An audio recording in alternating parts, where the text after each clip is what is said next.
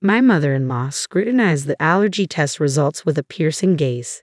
As soon as she confirmed our child's blood type, she erupted, "This is outrageous. This child can't be our son's. We all share the same blood type." She crumpled the test results in a fit of rage and hurled them to the floor. "I had my suspicions ever since you announced your pregnancy. You tricked our son into this." Calmly, I picked up the crumpled paper from the floor and examined it. Then I looked up and said, "Yes, mother-in-law, he's not your son's child. My name is Kay Forrester, 34 years old. I live with my husband, Jake, in a rented apartment in New York. Our relationship began as a workplace romance, and despite his busy schedule, Jake is a kind husband who actively helps with household chores. Even today, when I came home, Jake had washed the frying pan and dishes from breakfast." "Welcome back. Try not to push yourself too hard with the overtime. You won't be able to handle it, okay?" he said. "I'm home," I replied. "Yeah, I know. But I can't just ignore it. I can't help it." While changing into my loungewear in the bedroom, I caught a whiff of a delicious aroma wafting from the kitchen. Tonight's dinner was my favorite, Jake's special fried chicken. I grabbed a can of beer from the fridge and noticed a big circle around the 10th on the calendar. "Oh, I completely forgot. Next Friday is our 7th wedding anniversary. Let's go out for dinner. I feel like having French for a change." "I thought you might say that. I've already made a reservation at a French restaurant in Manhattan," Jake replied. "Really? Thank you. I'm so excited." As I savored a mouthful of fried chicken, I found myself reflecting deeply on the 7 years that had passed since our wedding. We still don't have children. I had always thought that pregnancy would naturally follow marriage, but even after 1 year, 2 years, it didn't happen. My sister, who married 4 years after me, now has 2 kids, and my friends seem to be getting pregnant one after another. In the early years, I wasn't desperate and could genuinely celebrate the pregnancy announcements of those close to me. But now, even hearing about celebrities' pregnancies stings.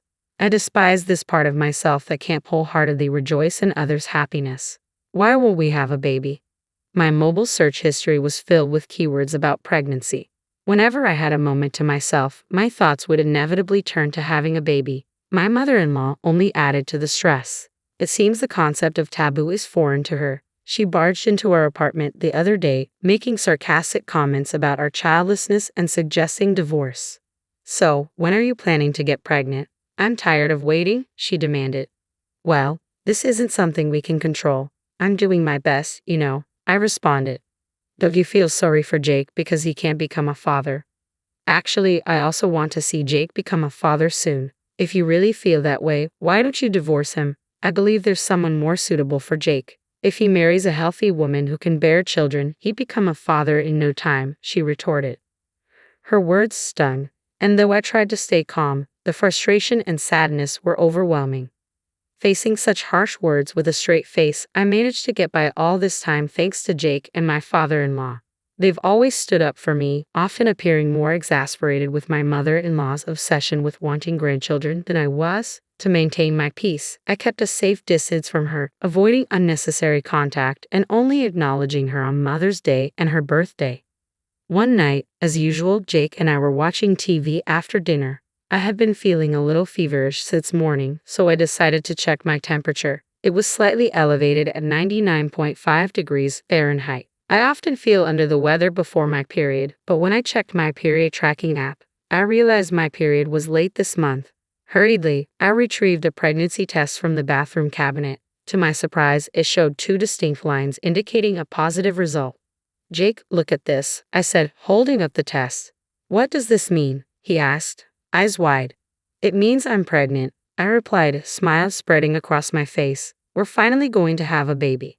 Overwhelmed with joy, I burst into tears on the spot, reflecting on how much time and money we had spent to reach this moment. After verifying the pregnancy test result multiple times, Jake hugged me tightly. "Thank you for giving up alcohol, smoking, and going to the sauna. Starting today, you're free to enjoy them again." "Nah, compared to the effort you've put in, my sacrifices are nothing. I'll hold off on the drinks until after you've safely given birth." "I'm already looking forward to that celebratory drink," Jake replied with a smile. A few days later, we visited the gynecologist, where the pregnancy was confirmed. "There's a baby in my belly," I marveled, experiencing the strange yet warm feeling for the first time. I didn't care about the baby's gender. I just wish for it to be born healthy. I can still vividly recall the moment when I first felt my child's movement in my womb. Every day, Jake would touch my belly and talk to her baby. Hey, it's Daddy. Can't wait to meet you. Hey, no, it's too early for you to be born. I'd remind him playfully. Right, my bad. You need to stay in the belly a little longer, he'd respond, laughing. Now, as I enter my 8th month of pregnancy, I feel a mixture of anticipation and excitement. I started my maternity leave and settled into a leisurely routine. One day, while watching a movie with Jake at home, I felt a sudden, rapid soaking sensation accompanied by a popping sound. I instantly realized my water had broken. I called the general hospital where I was scheduled to give birth, and they instructed us to come in immediately. We rushed there by taxi, my excitement outweighing any nervousness. I was finally about to meet my child. Upon arriving at the hospital, labor pains began, marking the start of a long and arduous process. Hours passed without the baby descending, and I reached my physical and mental limits. My screams echoed through the hospital. I can't do this anymore. It hurts. It hurts. 15 minutes later, our baby finally arrived. You did well, Jake said, tears streaming down his face as he patted my head. He's adorable, our baby. The newborn baby was so tiny and fragile that I felt I might break it if I touched it. It was the most precious sight I had ever seen. Just a moment ago, this little one was inside my belly. As I held my baby's tiny, soft finger, a tear rolled down my cheek. I was certain I could do anything for this child. Despite being born prematurely due to my water breaking early and having a low birth weight, our child grew healthily. Time flew by, and before we knew it, it was time to prepare for preschool. Hey, how about going to the shopping center next Saturday? We need to start buying stuff for preschool, I suggested. What do we need to get? Jake asked. You know, a backpack, water bottle, lunchbox, that sort of stuff, I replied. Don't they serve lunch at the preschool? He inquired. I think it depends on the place, right? Shouldn't we get an allergy test done before starting preschool? Huh? But we'll be packing lunch, right? Yes, but they provide snacks at preschool. Both of us have food allergies, don't we? We need to check if that has been passed on. You're right, it's a concern. Yeah, let's take our child for an allergy test soon. The following week, we took our child to the hospital for an allergy test. There was a section of the questionnaire asking if we wanted to check the blood type as well. Since the blood type check was free, we decided to go for it. The test results will be sent to us by email later. The world has indeed become very convenient. A few days later, when I returned from shopping, there was an envelope in our mailbox. The allergy test results had arrived. After washing my hands, I immediately opened the envelope to check the results. As expected, our child has a few food allergies. I felt a bit guilty about this, but it's okay. Jake and I have learned a lot about managing food allergies. There are many alternative and allergy-friendly foods available, and some children's allergic reactions lessen as they grow. I put the test results on the refrigerator door with a magnet so Jake could check them later. All right, I think I'll start preparing dinner, I said to myself. As I put away the groceries, the doorbell rang. Checking the footage of the front porch, I found my in-laws standing there unexpectedly. Frustrated by their unannounced visit, I opened the front door. Hello, father-in-law, mother-in-law. It's been a while.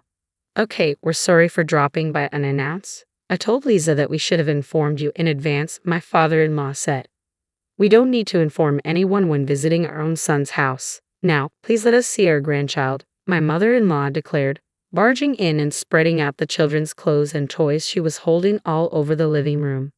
All high-end stuff, she noted. My mother-in-law is a brand fanatic, the complete opposite of me, as I have no interest in luxury brands. I started boiling water to make tea for my in-laws. Wait a minute, Kay, what are you doing? My mother-in-law asked. Oh, I'm just about to serve tea. Please wait a moment, I replied. I don't want to drink such cheap tea. Don't you have any other beverages? My mother-in-law said, striding confidently over to the fridge. But then she froze in front of it, her gaze fixed on the paper stuck to its surface. What's this? Oh, we thought of having an allergy test done before our child starts preschool, I explained. That's not what I meant. I'm talking about this blood type, she insisted. Ha!